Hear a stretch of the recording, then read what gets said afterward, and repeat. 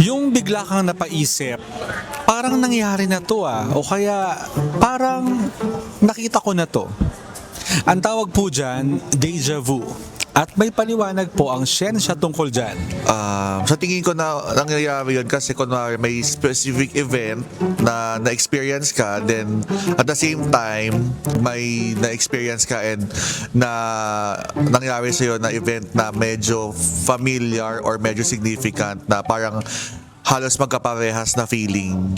Kasi minsan na-experience ko din siya. Siguro dahil pagka routine mo siyang ginagawa, yung isang bagay. Minsan pagpupunta ka sa isang place na same, same yung damit mo, minsan same yung mga nakikita mong tao. Parang feeling mo minsan, naulit siya ulit. Ang deja vu ay short-term memory glitch sa utak. Kapag may naranasan kang bagong sitwasyon, nag-activate ang hippocampus, ang bahagi ng utak na nagpoproseso ng memorya.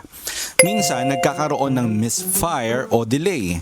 Nai-store agad ang moment sa long-term memory kahit kaka-experience mo pa lang. Ang nangyayari, nagmumukhang pamilyar ang bagong eksena kasi naghalo ang new at old memory signals. Kaya parang nakita mo na kahit hindi pa.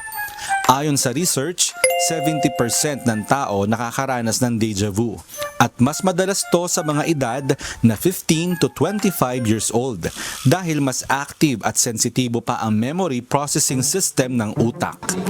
Ang deja vu, normal at harmless.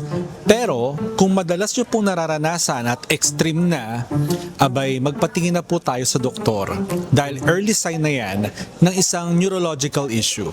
Sana may natutuhan kayo at lagi tatandaan, mapalad po ang tao na nakakasumpong ng karunungan at ang tao na nagtatamo ng kaunawaan.